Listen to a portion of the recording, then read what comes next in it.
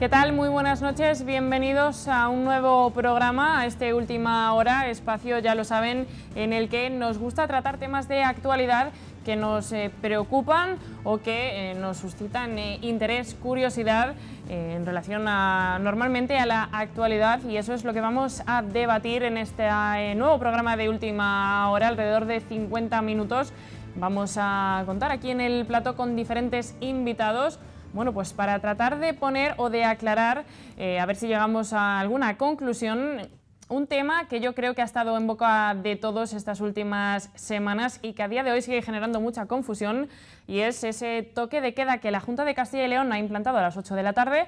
El Gobierno dice que a las 10, que no es legal dentro de lo que cabe adelantarlo esas 2 horas. Claro, hay muchas cosas de por medio, como por ejemplo, cuál es el papel que desarrollan los cuerpos de seguridad del Estado. Se encuentran, bueno, pues un poco entre la espada y la pared.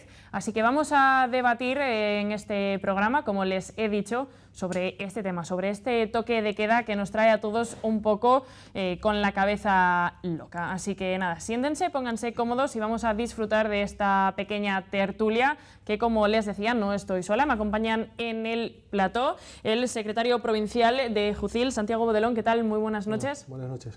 También tenemos a Francisco Ovalado, profesor de la UNED. Muy buenas noches, bienvenido. Buenas noches, Alba.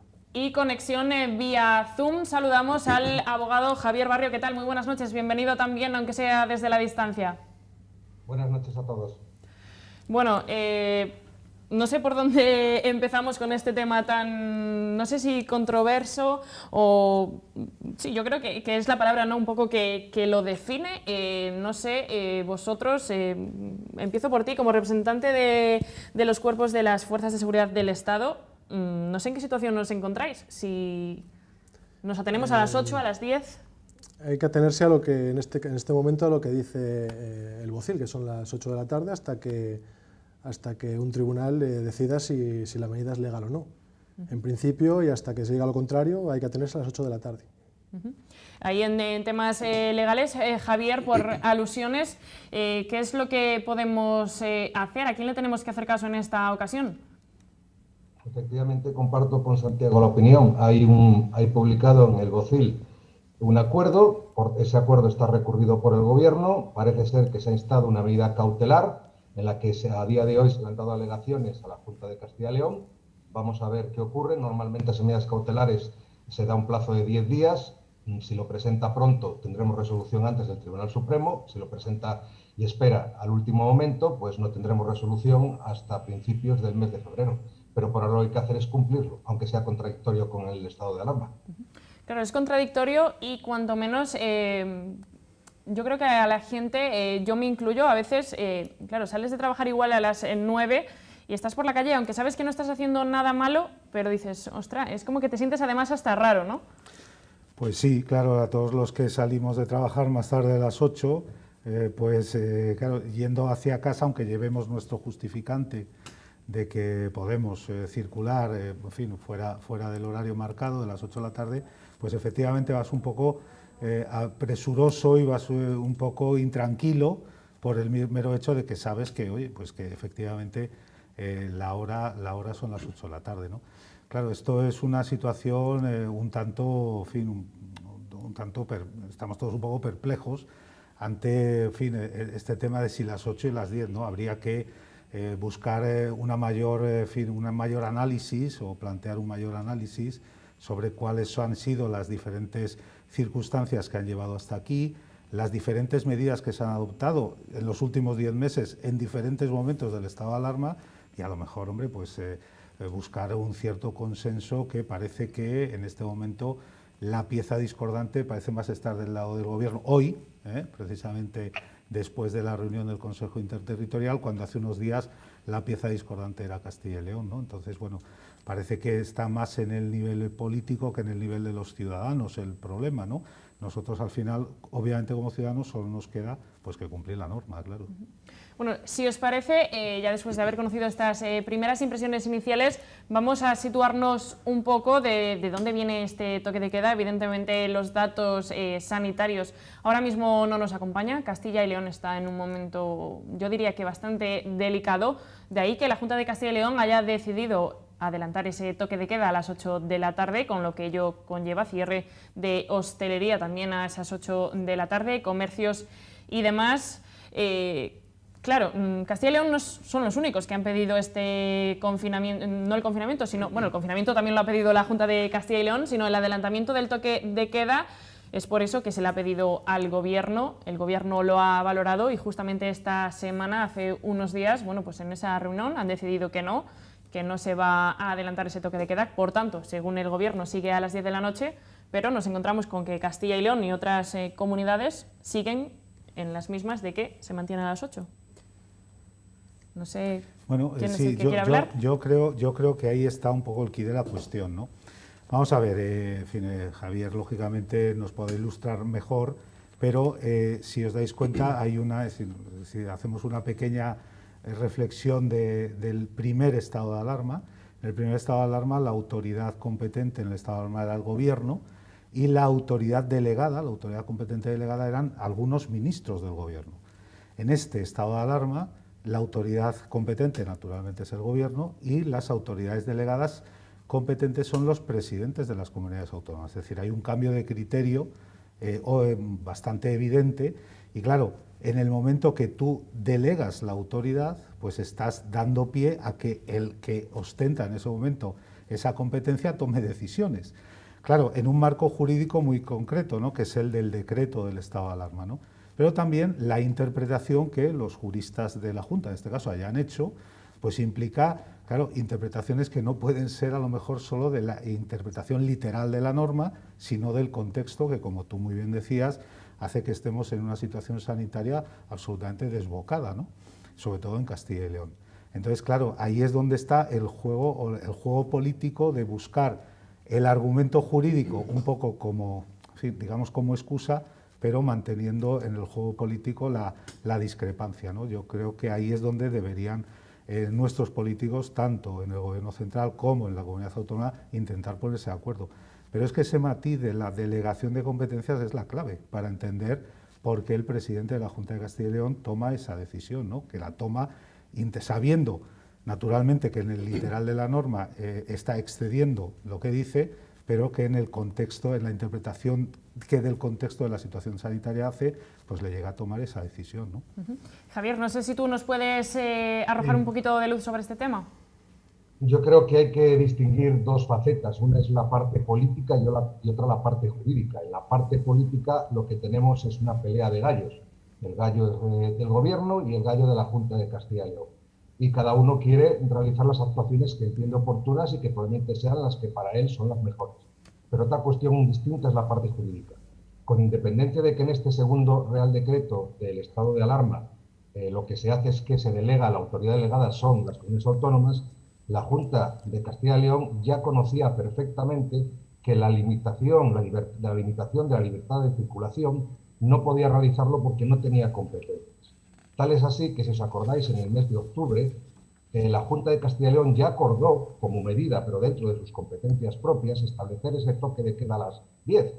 Lo hizo justo el viernes, creo recordar, 23 de octubre. Y el Tribunal Superior de Justicia, en un auto que dictó el 25 de octubre de 2020, ya señaló que la Junta de Castilla y León no tenía competencias para limitar un derecho fundamental como el derecho a la libertad de circulación. ¿Qué ocurre? Que aunque el Tribunal Superior de Justicia de Castilla y León en ese momento suspendió la ratificación de ese acuerdo que había adoptado la Junta de Castilla y León, el mismo domingo 25 de octubre se publicó el estado de alarma en el Boletín Oficial del Estado. Y ese estado de alarma ya señalaba a las 10 como toque de queda, con lo cual, digamos, la no ratificación por el Tribunal Superior de Justicia de Castilla y León al final dio igual porque entró en el mismo momento el estado de alarma. Ahora lo que ocurre es que simplemente, unilateralmente, porque es verdad que otras comunidades lo han pedido, lo ha pedido el País Vasco, lo ha pedido Galicia, Feijóo desde las 6 de la tarde, lo ha pedido también Andalucía, y sin embargo ellas no han adoptado ningún acuerdo jurídico vinculante. El único que lo ha hecho de forma unilateral es el presidente de la Junta de Castilla y León. y ha realizado una interpretación que a mi juicio es totalmente extensiva y desproporcionada. Una cosa es que dentro de esa autoridad delegada y dentro del concepto que dice el artículo 5, que habla de una hora de comienzo, con una modulación de 1 hora a las 11 de la noche, pero tú puedes adelantarlo a las 10, eso es distinto de que en un artículo posterior hable de modular, flexibilizar. Evidentemente, modular, flexibilizar no puede entenderse nunca que es lo mismo que reducir, porque eso es una limitación mayor del derecho de circulación. ¿Qué ocurre? Que al final es una pelea en la cual pues, ellos intentan hacerlo de una manera lo mejor posible, pero quiero distinguir por eso la parte jurídica de la política. A mí la sensación que me da es que es una pelea, Javier, como tú dices, efectivamente, entre no sé si el que más puede o yo tengo más poder que tú, en mi territorio mando yo. Entonces, claro, evidentemente los dos, tanto el Gobierno como la propia Junta de Castilla y León, tienen esas competencias que nos hablabas para establecer el toque de queda, pero claro, no sé en este caso si el Gobierno puede estar por encima de la Junta o los ponemos los dos a la misma altura o cómo los catalogamos. No, no podemos limitarlo de la misma manera, del mismo modo, porque la Junta de Castilla y León no tiene competencia a día de hoy para limitar la libertad de circulación. Solo lo tiene porque se lo ha delegado el Gobierno, pero la tiene la Junta de Castilla y León porque se ha delegado el Gobierno a través del estado de alarma dentro del ámbito que señala el estado de alarma, no más. Si el estado de alarma se modificase porque el Gobierno mañana decidiese modificar ese estado de alarma y pasar de las 22 horas a las 20 horas, no habría ningún problema. Pero el problema es que ha realizado la Junta de Castilla y León una interpretación muy extensiva, muy limitativa del derecho fundamental. Y por tanto, yo creo, a mi juicio, que cuando el Tribunal Supremo se pronuncie, al menos en la medida cautelar, va a suspender, al igual que ha pasado con las elecciones catalanas, la eficacia jurídica de esa medida. Luego retomaremos ese tema que acabas tú de comentar, esa decisión del Supremo. Evidentemente, al estar publicado en el BOCIL, como nos decía Santiago, claro, vosotros os tenéis que atener evidentemente al BOCIL, por lo tanto, toda aquella persona que entre las 8 y las 6 de la mañana no se encuentre en ese toque de queda puede ser sancionado, ¿no? Sí, claro. Las normas al final, mientras sea válida, que bueno, probablemente dentro de 10 días deje de serlo, pero por las medidas cautelares, mientras sea válida, tenemos que obedecer esta. El problema viene, como ha dicho Javier, es que hay una pelea entre un gobierno autonómico y un gobierno, el gobierno nacional. Al final, bueno, no solo con ese gobierno autonómico, al final, cuando tú tienes muchos gobiernos diferentes, uno por cada autonomía, no tienes un mando único, no tienes una coordinación, lo que provoca es este tipo de problemas. Al final nosotros tenemos unos políticos para que nos representen y para que nos eliminen problemas. Y casos como este tipo de duplicidades lo que provoca es que nos creen más problemas, y no es su función. Entonces yo creo que, más en un caso de una pandemia mundial, deben ponerse de acuerdo, a pesar de sus ideas que son totalmente contrarias, deben ponerse de acuerdo y facilitar la vida al ciudadano, y no es lo que están haciendo. Claro, porque os encontráis, bueno, tanto la Guardia Civil como la policía, un poco entre la espada y la pared, ¿no? Sí, al final nosotros, si denunciamos, somos los culpables de hacerlo, pero al final las normas, en este caso y sobre todo por el tema de los contagios, están para cumplirlas y tenemos que ser bastante inflexibles con ellas. Entonces, sí, a nosotros nos pilla entre el ciudadano y el gobierno y muchas veces pagamos los platos rotos, sin tener culpa ninguna. También es verdad, hay que decir que en su mayoría, por lo menos en mi experiencia personal, la gente respeta bastante el tema del toque de queda. Nosotros, por lo menos en la zona donde yo trabajo, apenas hemos sancionado porque la gente está siendo bastante responsable. Bueno, esa sin duda es la parte buena de que la gente sí que está siendo consciente de que, oye, aunque esté puesto el toque de queda a las 8 de la tarde, bueno, imagino que seguramente habrá alguien que intente hacer alguna triquiñuela como en todo.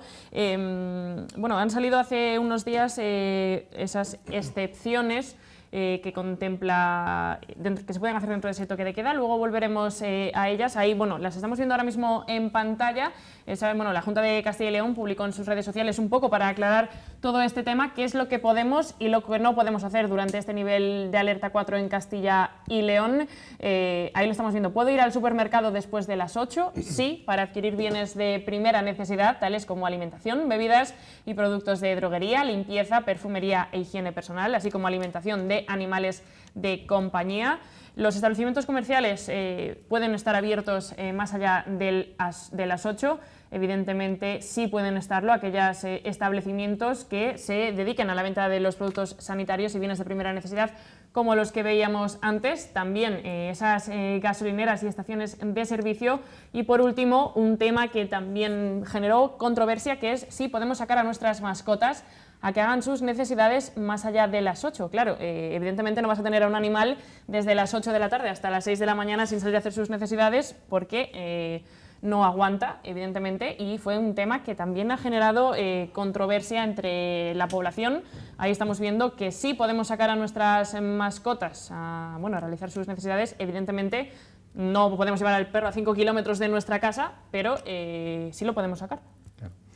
Sí, pero al final un poco estas es decir, normas que plantea la comunidad autónoma, pues son normas ya, digamos, de funcionamiento diario o de la práctica, es decir, que cosas se pueden o que no se pueden hacer. Pero efectivamente el quid de la cuestión está no tanto en estas serie de normas y de actuaciones que estamos ya casi un poco acostumbrados, ¿no? de todo el tiempo que llevamos entre uno y otro estado de alarma, pero realmente el quid de la cuestión está en fin, como decía Javier, en el exceso de atribuciones que ha tenido la Junta, ¿no? En este sentido, claro, se ha producido esta semana, como decía Salva, un Consejo Interterritorial de Sanidad, en el que la gran mayoría de las comunidades autónomas pues le han pedido al Gobierno modificar el decreto para poder extender y tomar otro tipo de medidas limitativas de un derecho fundamental. Claro, es que estamos estableciendo que estamos en un Estado obviamente garantista, donde la libertad de movimiento es un derecho fundamental de los ciudadanos. Claro, restringir eso requiere una serie de garantías muy, muy estrictas, ¿no? Entonces, si el ministro Illa, antes de esa reunión, había planteado que si había consenso, había mayoría, pues que se iban a adoptar, y después pues se ha negado relativamente, ha dicho que lo va a estudiar, que se va a estudiar el tema. Yo creo que volvemos un poco al planteamiento de que el escenario de la divergencia de discrepancia es un escenario político y que el argumento jurídico se está utilizando como un elemento para que esa táctica del corto plazo política pues esté entre unos y otros llevando a cabo de una manera que está perjudicando, lógicamente, pues yo creo que es decir, lo que tendrían que hacer nuestros representantes políticos, tanto nacionales como autonómicos, es intentar llevar a un acuerdo, porque si no, esta serie de medidas que hemos visto en pantalla, pues lógicamente la gente está desconcertada. Yo creo que la palabra es la del desconcierto. ¿Qué puedo hacer? ¿Qué no puedo hacer? Es decir, yo creo que esto requiere un poco de coherencia y un poco de coherencia entre todos, claro. Antes hablabas de esas comunidades, evidentemente Castilla y León no está sola, Andalucía, Asturias, Baleares, Castilla-La Mancha, Valencia, Euskadi, Galicia, en fin, Madrid, creo que también han solicitado esto. Javier, no sé qué marco jurídico, qué herramientas jurídicas tienen todas estas comunidades pues para conseguir, al fin y al cabo, que el Gobierno decida unificar el toque de queda. A día de hoy ninguna. A día de hoy, ninguna. Tiene unas pocas. ¿Cuáles son? Puede hacer confinamientos perimetrales localizados de ciudades concretas. Puede reducir o cerrar o suspender actividades públicas como la hostelería o los gimnasios. Pero lo que ya ha dicho el Tribunal Superior de Justicia de Castilla y León es que no puede hacer limitaciones como el denominado toque de queda, que en el fondo es una limitación de la libertad de circulación, porque eso corresponde al Gobierno central a través del instrumento que es el estado de alarma. Entonces, ¿qué ocurre? Yo creo que, como bien decía Santiago, el problema es que no tenemos un mando único. En el mes de junio, creo recordar que el presidente del Gobierno en el Congreso de los Diputados dijo que se iban a adoptar o se iban a realizar una serie de cambios normativos para que, a través de los instrumentos legales que no fueran el estado de alarma, de la Ley de Salud Pública, realizar algún tipo de modificación legislativa que permitiese a las comunidades autónomas tener esas competencias que realizasen más medidas sanitarias de las que están pidiendo. desde el mes de junio el Congreso se ha reunido para algunas cosas, pero para esta concretamente no. Con lo cual, al final lo que está pasando es que las comunidades autónomas piden, y con razón, si nosotros somos los que estamos realizando las medidas sanitarias porque nos las habéis delegado, darnos los instrumentos legales normativos. Pero el problema es que no hay instrumentos normativos. Y entonces nos encontramos con lo que está pasando en España, que tenemos 17 reinos de taifas, en la que cada uno de los reyes de taifas quiere hacer un tipo de medidas diferentes. Y eso no puede ser, porque no puede ser que en Ponferrada tengamos una medida de limitación, como es el toque de queda a las 8 de la tarde, y a día de hoy cruces al barco de Valdeorras y tengas las 10 de la noche. No parece razonable, ¿verdad? Claro, yo creo que ahí es donde está la confusión, sobre todo también de la gente que se mueve por temas excepcionales entre, bueno, pues entre ambas comunidades. Claro, esa indecisión y esa no ignorancia, pero sí esa confusión de saber qué es lo que podemos o lo que no podemos hacer. Y claro, luego está también la pregunta, ¿hasta qué punto pueden legalmente limitar nuestros movimientos de esta manera? Legalmente, siempre que sea a través del estado de alarma, se puede hacer. Por ejemplo, en el Real Decreto del estado de alarma del 25 de octubre hay un artículo, una disposición final que habilita al Gobierno para modificarla. Por tanto, o habiendo reunión del Consejo Interterritorial en la que la mayoría de las comunidades dicen que están a favor, podía perfectamente el Gobierno proceder a modificar ese estado de alarma y decir que la hora de comienzo fuera a las 8 de la tarde. Pero no lo ha hecho. La pregunta entonces ya no es jurídica, es política. ¿Por qué no lo ha hecho? Pues probablemente no lo ha hecho porque el día 17 de febrero hay unas elecciones catalanas y esas modificaciones normativas había que tener los votos suficientes para aprobarla. Y a lo mejor en ese momento existen los votos de dos partidos políticos, pero a lo mejor de otro que es necesario, como Esquerra Republicana de Cataluña, no lo tiene. Yo creo que ese es el único motivo por el que a día de hoy el Gobierno ha dicho que no quiere modificar el estado de alarma, porque desde luego la disposición final de ese Real Decreto de estado de alarma permite realizar modificaciones. Y si están de acuerdo las comunidades autónomas, parece que no habría ningún problema, con lo cual ya entramos en la política, que desgraciadamente en esta pandemia lo que hay es mucha política y muy poca cuestión jurídica. Santiago, ¿algo sí, que decir? Tenemos un problema cuando se antepone el interés político a las vidas de las personas, eso está claro, y yo también creo que está ocurriendo. Herramientas que tienen, que como ha dicho Javier, pocas, pero vamos a ver, cuando hay unas elecciones, la representación parlamentaria viene dada por los votos que tienen en cada región. Entonces, quizás el representante de cada región, rompiendo la disciplina de partido, debería anteponer el interés de las personas que le han votado al interés de su partido, y en este caso, promover una medida para que el Gobierno, con tantas comunidades como están queriendo modificar los horarios, pues sí deberían ponerse de acuerdo para eso. Pero claro, si no lo hace el Congreso de los Diputados, no se puede hacer. Yo diría que la táctica política es decir, es el elemento en el que se están todos. Es decir, la táctica, encima, cuando hablamos de táctica, hablamos del corto plazo. Y efectivamente el tema de las elecciones catalanas, con un ministro de Sanidad, que es el candidato de uno de los partidos, que encima, bueno, pues están aupando a la posible presidenta de la Generalitat, pues eso, claro, evidentemente eso de alguna manera distorsiona cualquier tipo de otra condición. Claro, luego podríamos establecer si eso es éticamente, reprochable, ¿no? Si realmente es más importante la vida y la sanidad, la salud de los ciudadanos, que una táctica de poder de aquí a 20 días pues ganar unas elecciones, ¿no? Pero bueno, eso está lógicamente en la ética de cada uno. Bueno, si os parece... Sí, Javier, adelante. Sí, yo echo de menos además que alguien justifique por qué las 8 de la tarde o las 10 de la noche es la hora que va a cortar la pandemia. ¿Por qué no las 8 menos cuarto? Bueno, ¿Y por qué no las 6 de la tarde? El presidente de la Junta tiene... La situación real de que las 10, las 9, las 8 u otra hora es una hora que permite una medida mejor. Al revés, si tú concentras y reduces las horas, lo que hay es una concentración mayor de gente en la calle, porque se limitan las horas y por tanto las horas de salida son menos, no son más.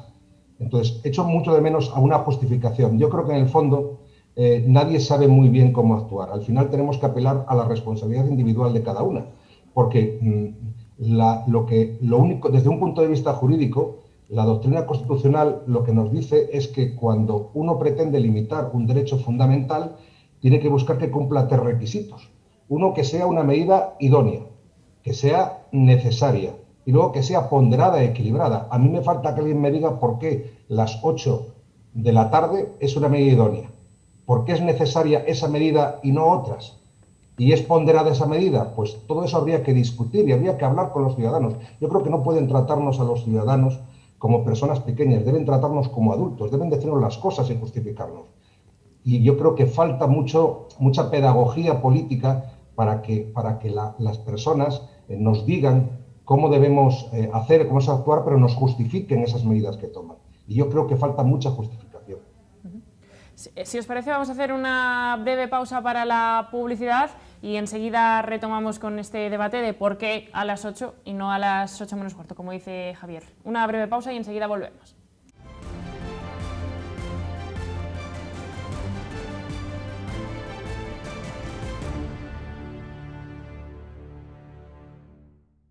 Bueno, pues ya estamos de vuelta. Vamos a retomar ese pequeño debate, esa pregunta que lanzaba Javier de por qué el toque de queda a las 8 de la tarde. Santi, parece que el virus solo circula de 8 a 6 de la mañana. Sí, es más o menos. La cosa es que al final tienen que marcar un horario. Quiero decir, no hay un horario en el que te puedan decir a partir de aquí es mejor o peor. Al final tienen que marcar uno y bueno, al principio fue a las 10 de la noche, que parece que es la hora a la que ya la gente, sobre todo en invierno, suele salir a la calle, porque oye, ya ha sacado la jornada laboral casi todo el mundo. Estás en casa, ya has cenado, es cuando ya no vas a salir. ¿Meterlo a las 8 de la tarde? Pues, como decía Javier antes, si lo seguimos retrasando, al final, desde la hora que sale la gente de trabajar, una media entre las 3 y las 5 de la tarde, si lo retrasas a las 6, lo que vas a provocar es que la gente que quiera comprar, la gente que quiera alguna tienda, se va a aglomerar en esos sitios porque no le quedan más narices, es el momento que tienen para hacerlo. Acortarlo demasiado para mí es contraproducente. Creo que sí, entre las 10 y las 8 no es mal momento, pero sí que no hay un punto en el que no hay una razón por la que tenga que ser a una hora en sí. Al final es simplemente que tiene que ser una hora y, como te he dicho al principio, es una hora que parece que de forma normal ya no va a haber gente por la calle.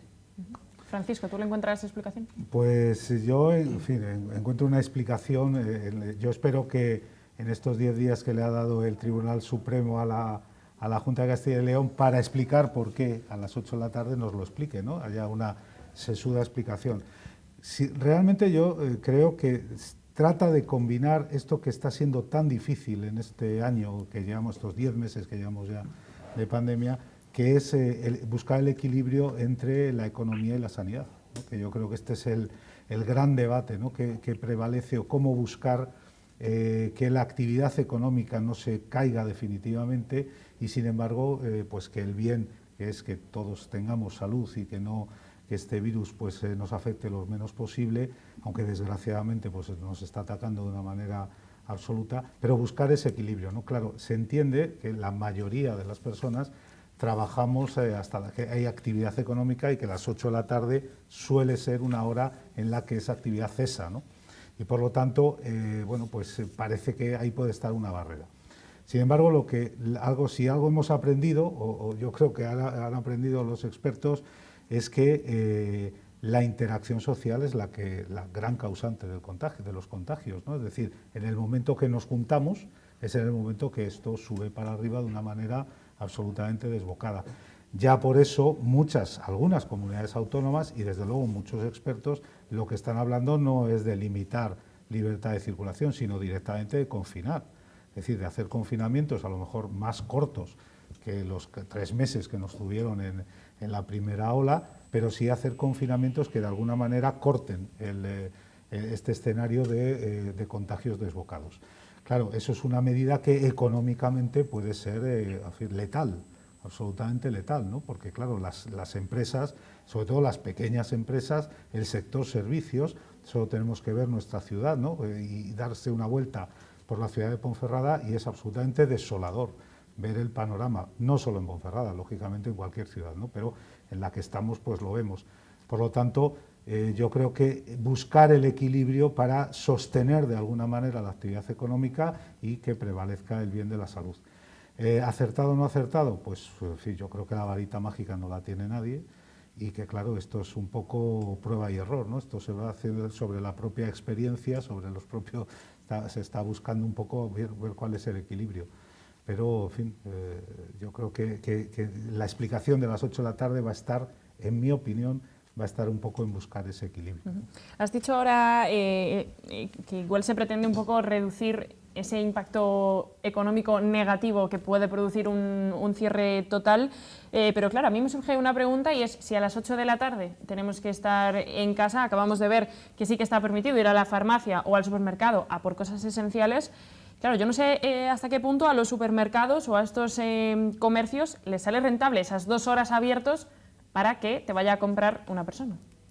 Pues evidentemente no les sale rentable en absoluto, ¿no? Por eso, claro, el hecho de estas excepciones pues hacen que naturalmente, bueno, sean mucho más de ponerlas en el papel al final lo aguanta todo, y evidentemente hay una serie de servicios que son de urgencia, como puede ser una farmacia, puede ser otro tipo de establecimientos que sí necesitas un servicio de urgencia en ese sentido, ¿no? Pero claro, el resto no parece muy razonable. Vamos, no sé si los costes de tener abierto cuando no sabes que no vas a recibir a nadie o puedes recibir a muy pocas personas, para temas muy puntuales te merece la pena estar abierto. Eso es complicado.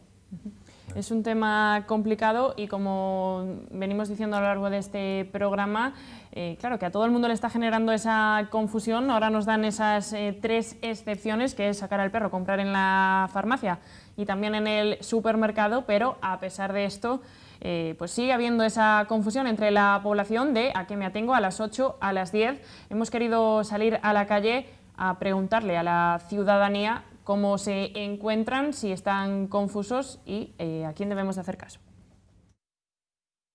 A ver, yo por si acaso hay que hacerle caso a la Junta porque, claro, luego si llega la multa va a llegar igual, así que mejor a las 8 en casa, aunque sea un poco un problema, pero bueno, sí hay que hacer caso.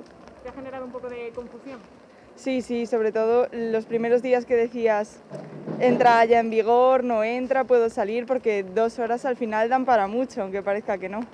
Pues sí, la verdad es que me gustaría que hubiera pues menos burocracia para las vacunas y un estar más en lo que estamos, que al fin y al cabo es pelear por la salud, y no creo que sea cuestión de ponerse a pelear entre los partidos, claro.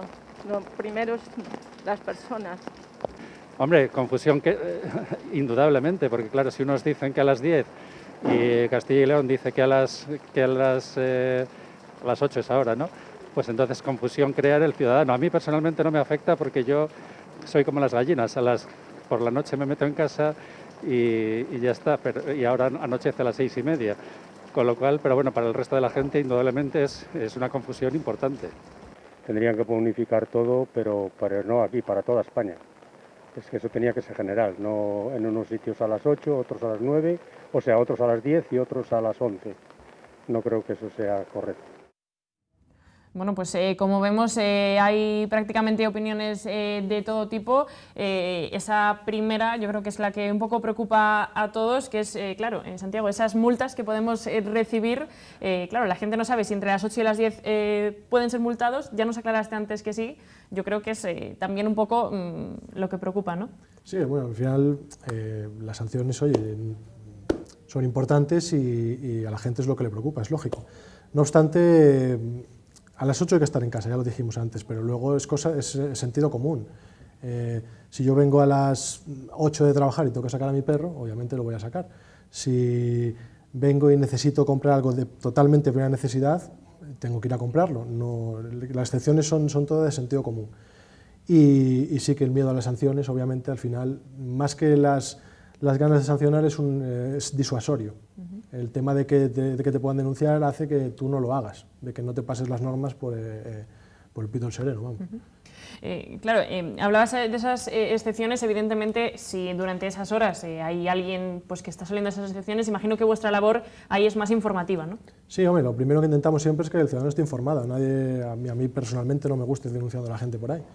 Entonces sí, yo obviamente siempre preguntas, paras un vehículo, compruebas si el tema de los justificantes, ves a alguien por la calle, está paseando el animal, también no es lo mismo que el animal lo pasea a las 10 de la noche si esta persona ha salido de trabajar a las 6. Así, obviamente, acaba de llegar a trabajar y vas a sacar al perro porque al final es tu mascote, lo intentas cubrir sus necesidades lo antes posible. Entonces, repetimos lo mismo, es un caso es sentido común, es intentar que estas excepciones hacerlas las menos veces posibles para estar en la calle lo menos posible y las denuncias, pues lo que veníamos a decir antes, no queremos denunciar, pero se utilizan de forma disuasoria también. Javier, yo quería preguntarte, ya que estamos hablando ahora del tema de las sanciones, evidentemente, como está publicado en el BOCIL, ya nos acaba de aclarar Santi, sí que nos pueden multar. No sé legalmente si tenemos alguna forma de recurrir a estas sanciones ateniéndonos al estado de alarma. Sí, yo quería hacer un matiz de la inseguridad jurídica en la que vivimos. Curiosamente, la Junta de Castilla y León saca unas indicaciones en las que dice que los perros pueden salir después de las 8, pero ni en el acuerdo del BOCIL ni en las excepciones del estado de alarma se habla del tema de los animales, de sacar los animales después de las 8 de la tarde. Sí, no está, Javier, no está contemplado propiamente dicho, pero hay un artículo, no recuerdo ahora literalmente cómo era, pero viene a decir que el resto de acciones que sean de importancia y no estén en los epígrafes anteriores, sí que están contemplados. Lo que pasa es que es verdad que es ambiguo, cabe interpretación. Entonces, bajo mi interpretación, efectivamente, y ese es el problema de la inseguridad jurídica que vivimos, ¿no? Es el problema de muchas leyes. Si llega y ocurre y hay una propuesta de sanción, pues lo que habrá que hacer es, lógicamente, si la persona entiende que no debe ser sancionada, pues tendrá un plazo habilitado para hacer unas alegaciones en vía administrativa, en la que señalará, pues si en esa franja entre las 8 y las 10 de la noche, dirá que no tiene cobertura del estado de alarma. Desde luego, si posteriormente el Tribunal Supremo suspendiese cautelarmente, ninguna de las sanciones que se pudieran haber impuesto en este tiempo, desde que se publicó en el Boletín Oficial de Castilla y León, el acuerdo de la Junta de Castilla y León, hasta el momento en que el Supremo dijera, si es que lo dice, que se suspende cautelarmente ese acuerdo, servirían para nada, serían nulas de pleno derecho. Y en todo caso lo que tiene que hacer es alegar, y si el día de mañana hay una sanción, pues si hay una sanción lo que tendrá que hacer, si lo entiende oportuno, es interponer un recurso contencioso ante los juzgados de lo contencioso de León, señalando que ni existe cobertura formal para imponer sanción entre las 20 y las 22 horas porque el estado de alarma no lo avala, y luego desde un punto de vista de fondo ya no formal, pues porque a lo mejor esté dentro de esas delimitaciones, ¿no? de una cuestión de urgencia, de acudir al supermercado, de acudir a un establecimiento sanitario, etcétera, las que señala el artículo 5 del Real Decreto del estado de alarma. Bueno, al fin y al cabo, lo que venimos diciendo, no hace más que generarnos, si cabe, más confusión. Bueno, los testimonios que habéis recogido en la que yo creo que son un resumen de la situación. Los ciudadanos que han hablado de confusión, han hablado de perplejidad, han hablado de necesidad de ponerse de acuerdo y han hablado de unificar una norma, que sea una norma única para toda España, ¿no? Yo creo que esto es el resumen. Es decir, estamos buscando algo que en ese sentido, bueno, pues termine con esta situación que nos lleva pues a esa inseguridad jurídica de la que habla Javier, y que nos lleva pues al desconcierto más absoluto. Yo creo que es en la situación en la que estamos, ¿no? Esto creo que se podría haber evitado también de otra manera. No sé si, bueno, Javier estará más enterado del tema, pero se pidieron medidas cautelares, que tienen 10 días de plazo para responder, pero se podrían haber pedido medidas cautelarísimas que serían inmediatas. Efectivamente. Claro. Efectivamente. Claro. Esa es una cuestión que planteas muy interesante, sí, porque la pregunta que cabe hacerse es si hay algo pactado entre la Junta de Castilla y León y el Gobierno en esta pelea. ¿Por qué? Para que los ciudadanos que nos escuchan nos entiendan.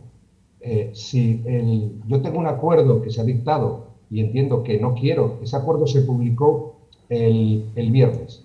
Yo no quiero que ese acuerdo, el sábado, no quiero que ese acuerdo llegue a tener vigencia. Bien, lo que tenía que hacer el Gobierno en ese momento era, a la vez que interponíamos ese recurso contencioso que lo ha hecho, solicitar unas medidas que se llaman cautelarísimas. Hay dos tipos de medidas. Las medidas cautelares son aquellas medidas que se producen durante se tramita el procedimiento. Hay unas primeras medidas que se llaman cautelarísimas, que esas son sin audiencia de la parte contraria. Es decir, el Gobierno solicita que se suspenda la vigencia del acuerdo de la Junta de Castilla y León y que se suspenda sin escuchar a la Junta de Castilla y León. Lo que hace es que esas medidas que solicitaría el Gobierno, automáticamente el Tribunal Supremo se pone a ello y dicta una resolución. Eso es lo que ha pasado en Cataluña con las elecciones catalanas, con el Tribunal Superior de Justicia de Cataluña. Y luego hay otras medidas que sí son las que ha hecho el gobierno. Ha interpuesto unas medidas cautelares, pero claro, esas medidas cautelares implican audiencia de la parte contraria, implican oírle, escucharle, y ahí depende de los plazos. Los plazos legales dicen que hay 10 días hábiles. 10 días hábiles, no cuentan ni sábados ni domingos. Tenemos 2 semanas de plazo desde la publicación. ¿Qué ocurre si la Junta de Castilla y León, que ya le ha dado traslado al Tribunal Supremo para que alegue, no dice absolutamente nada en esos 10 días y agota el plazo? Pues que hasta la primera semana de febrero no vamos a tener resolución del Tribunal Supremo, pero mientras tanto ya ha estado en vigor a las 8 de la tarde esa medida de limitación de circulación del toque de queda. Si el Gobierno hubiera interpuesto medidas cautelarísimas y el Tribunal Supremo se hubiera pronunciado, porque yo creo que se podía haber pronunciado y que debían ser estimadas, porque hay una pérdida de finalidad legítima del recurso. Es decir, si tú no decides de antemano, lo que ocurre es que esos efectos de la medida que ha dictado la Junta de Castilla y León, esos efectos de que sean a las 8 de la tarde, se están produciendo desde hace 2 semanas. Entonces la pregunta, ahí puede ser un abogado del diablo o puede ser uno peor, es si hay algo pactado o simplemente es porque no le entendió que era adecuado el que el Gobierno realizase esas medidas cautelares. Bueno, también yo creo que además de esa puede ser una pregunta y otra puede ser en este juego de tácticas, ¿no?, en las que está tan, es decir, la táctica de dilatar, ¿no?, de efectivamente no pedir medidas cautelarísimas, sino con las medidas cautelares dar plazo y en ese plazo de tiempo pues ver la situación, porque estamos un poco en una vorágine de día a día esto va cambiando, ¿no? Entonces vamos a ver ganando ese tiempo, primero cuando se toman, cuando se produce el decreto de la Junta y el recurso del Gobierno, todavía las elecciones catalanas no han sido suspendidas. Por lo tanto, luego se viene la suspensión. Claro, se produce ahora el plazo de los 10 días. Claro, todo eso juega dentro de la táctica política, insisto, que yo creo que es la clave de todo este tema, la táctica política en la que, bueno, vamos a ir ganando tiempo en el día a día para ver un poco en qué al final nos ponemos o no nos ponemos de acuerdo. Claro, esto es un poco lo triste de la situación, ¿no?, que unos y otros buscan este tacticismo en el corto plazo, que es en lo que estamos. Y mientras, bueno, pues todos los bienes superiores, los valores superiores y las cuestiones de gran calado, que son, pues, lógicamente, la salud de todos, pues, en fin, esto queda un poco en el segundo plano, ¿no? Esto es lo triste. Sí, estoy totalmente de acuerdo. Al final, lo que había dicho antes, que anteponen el tema sanitario a la salud de la gente, y eso en los representantes de la gente pues deja mucho que desear. Bueno, entonces, si os parece, vamos a recapitular un poco de todo lo que hemos hablado. La Junta de Castilla y León ha puesto el toque de queda a las 8 de la tarde, el Gobierno lo ha dejado a las 10, evidentemente nos tenemos que atener a esas normas del BOCIL, a esas 8 de la tarde ya hemos visto que podemos ser sancionados también. Estamos ahora también pendientes de esa decisión del Supremo, no sé qué es lo que nos queda esperar o a qué puerto vamos a llegar. Hombre, yo creo que Javier nos ilustrará mejor, pero evidentemente el Supremo tiene que estimar el recurso. Parece que esto está claro que del literal de la norma se desprende que la Junta se ha excedido en su competencia delegada, ¿no? Porque evidentemente esta interpretación que decía el presidente de la Junta de Castilla y León en su comparecencia, él hablaba de que el decreto es interpretable, ¿no?, que se puede, claro, lógicamente las normas todas son interpretables, pero evidentemente el marco jurídico está muy claro. Entonces parece que esa estimación va a llevar a una nueva situación, a un nuevo escenario que, claro, tendrá o no al ministro Illa como, digamos, como representante del Gobierno en esta partida, ¿no?, porque probablemente se retire ya a sus obligaciones como candidato a la Generalitat. Claro, es que esto es importante, ¿no?, porque es que estas cuestiones parece un poco de cosas más raras, ¿no?, que en el decreto de las 8 de la Junta interfieran las elecciones a Cataluña, ¿no? Pues interfieren, ¿no? Yo creo que este es un poco el drama en el que vivimos y la falta de lo que decía uno de los ciudadanos que ha intervenido, la falta de unidad de criterio para toda España, ¿no? Javier, ¿tenemos entonces que esperar a esa decisión del Supremo? Sí, vamos a ver qué ocurre y si al final lo que hace el Tribunal Supremo es suspender la eficacia de esa medida cautelar. Vamos a ver qué pasa. Al final, nosotros tenemos opiniones jurídicas, pero el que decide y el que hay que hacer caso es el Tribunal Supremo, que yo calculo que va a depender de si la Junta vota ese plazo o no de alegaciones. Habrá que estar pendiente. Yo en estos 2 días no he oído a la Junta decir que ha presentado las alegaciones, con lo cual tiendo a pensar que tiene de plazo hasta el viernes de la próxima semana, creo. Con lo cual, si agota el plazo entre que dan traslado de los escritos y al final el Tribunal Supremo se pronuncia, yo creo que difícilmente sería antes de la primera semana de febrero. Eso sí, si hoy ha presentado las alegaciones, pues probablemente tendríamos resolución dentro de 3 o 4 días, pero como eso no lo sabemos, yo creo que es una buena pregunta para que le hagáis a la Junta de Castilla y León y sus servicios jurídicos, si las ha presentado o no todavía.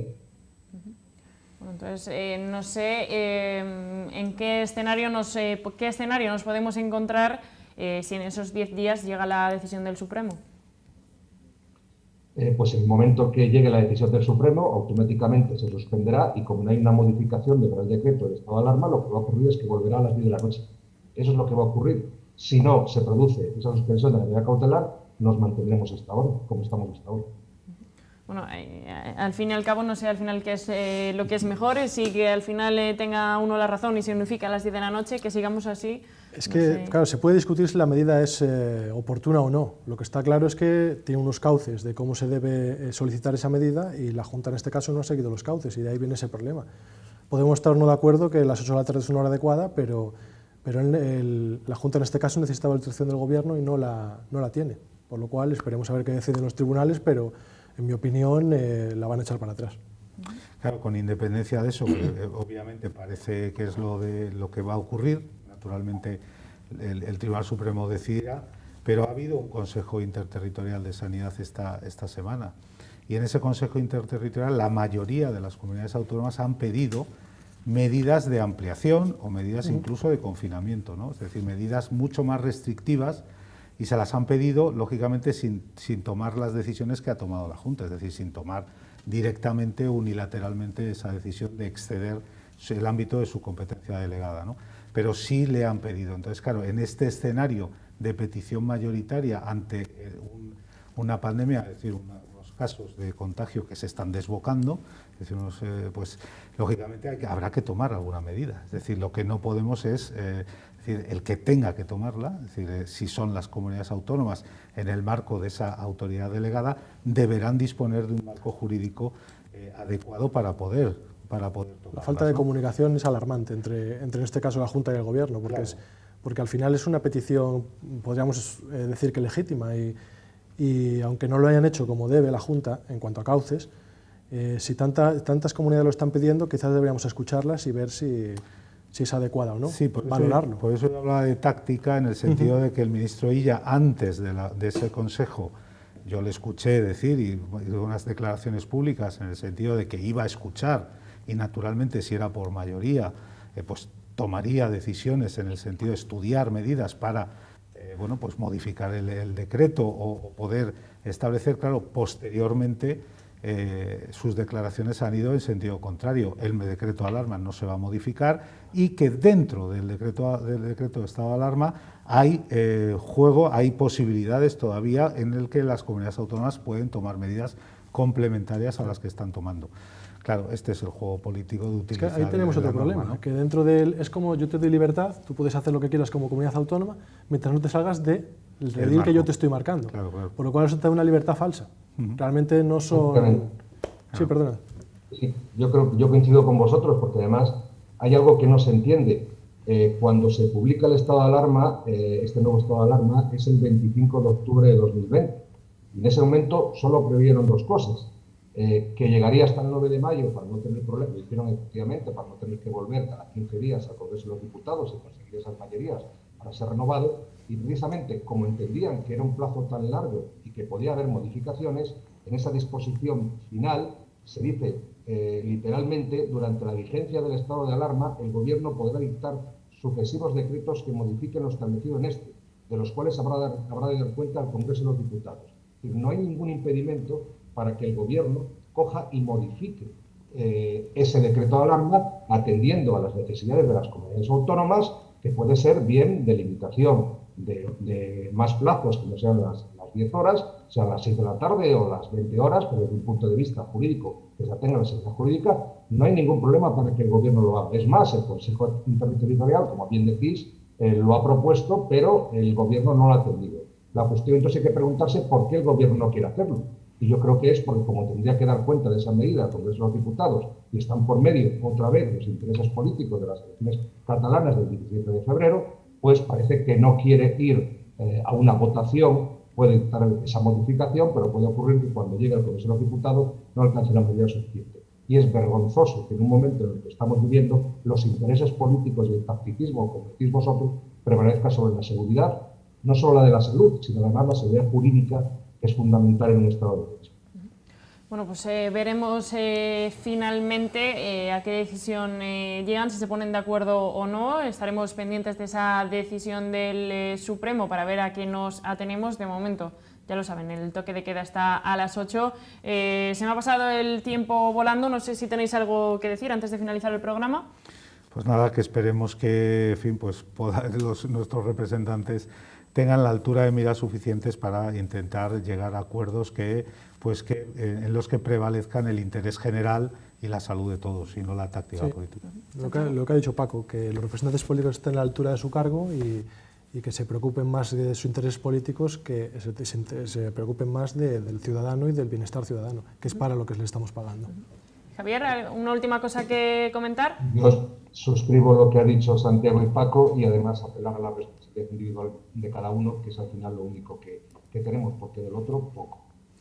Pues eso, de momento esa responsabilidad, a ver si entre todos conseguimos salir de esta situación tan difícil. Como les decía, ya hemos llegado al final de nuestro programa.